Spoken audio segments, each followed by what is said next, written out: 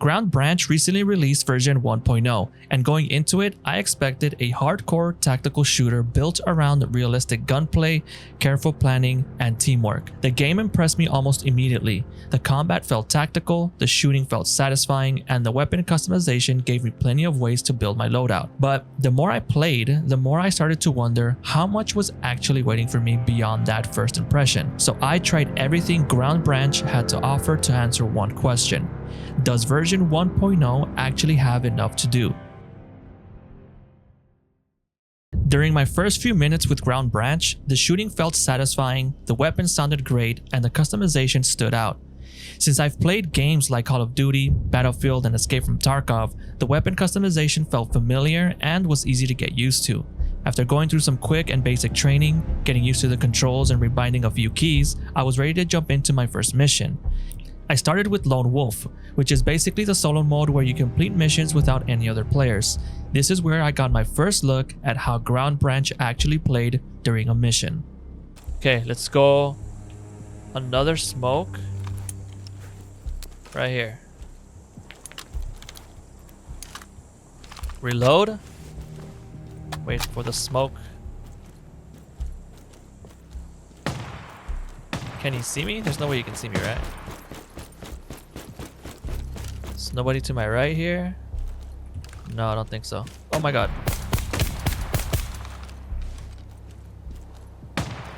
There's another guy somewhere. I can't see him. Let me throw a grenade. Make a move maybe. Like this.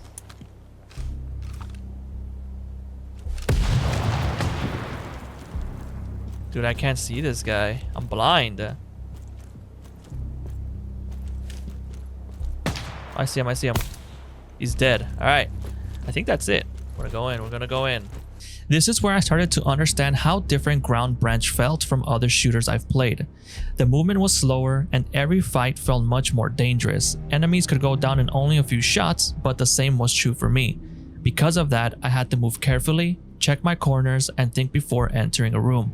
The slower movement and fast time to kill made the mission feel tactical without making it difficult to understand. After finishing my first Lone Wolf mission, I decided to jump into the campaign. Unlike the one-off missions in solo play, a campaign is usually a connected story where completing one mission unlocks the next part and gives you a sense of progression. The first mission was fairly simple. I had to eliminate the main target and collect different pieces of intel from around the building. After completing it, I unlocked the second mission, which immediately felt like a step up. Dagger, this is Forge. Do you hear me? Over. How is there a guy there? Dagger. The second mission was more difficult, and it took me several attempts to complete it, but I actually liked that. The campaign was becoming more challenging, and I was excited to keep going and see what came next.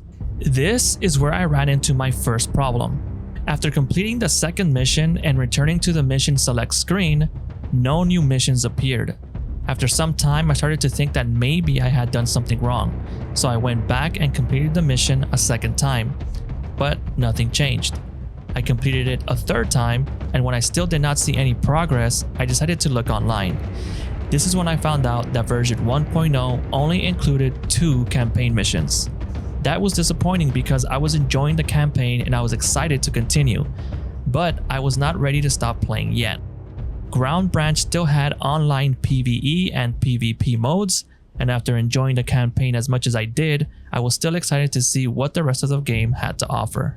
Ground Branch's online PvE mode lets you team up with other players and complete missions against AI-controlled enemies. The objectives can include things like eliminating everyone in an area or retrieving intel. Since I had enjoyed the campaign, I was interested to see how the same style of gameplay would feel with a full team. I was still enjoying the gunplay, the weapon handling, and how quickly every fight could end. But at least in my first match, I never really felt like the team needed to slow down, plan, or work together in a tactical way. We mostly moved through the map, fought enemies, grabbed the intel, and completed the mission. It was still fun, but it felt more like a normal online shooter match than the tactical team experience I expected. So after trying PvE, I decided to see what the PvP side of Ground Branch had to offer. The mode that stood out the most was Hostage Rescue, and honestly, this ended up being the saving grace of Ground Branch for me personally. One team had to enter the area and rescue the hostage, while the other team had to defend the location and stop them. This was where the teamwork started to matter much more.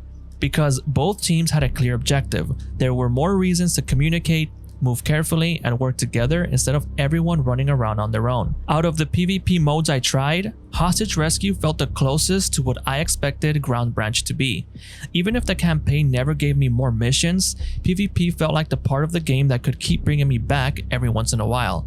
If I could consistently find active servers with bigger teams along with more large-scale objective modes, I could see myself continuing to play this game. After playing Ground Branch for around 5 to 10 hours, I came away with mixed feelings. The campaign was a part I enjoyed most at first, but it ended after only 2 missions. The online PvE gave me more missions to play with other people, but at least from my experience, it did not feel as tactical or team-focused as I expected. PvP was different. Hostage Rescue showed me what Ground Branch could be when communication, teamwork, and careful movement actually mattered. Even though I still want more campaign missions, more active servers, bigger teams, and more large-scale objective modes, PvP gave me a reason to keep coming back every once in a while. Ground Branch already has strong gunplay, satisfying weapon handling, and great customization. It just needs more content built around those mechanics. So no, I do not think Ground Branch 1.0 has enough to do yet, but there is enough here for me to want to return and see how the game continues to grow. Thanks for watching.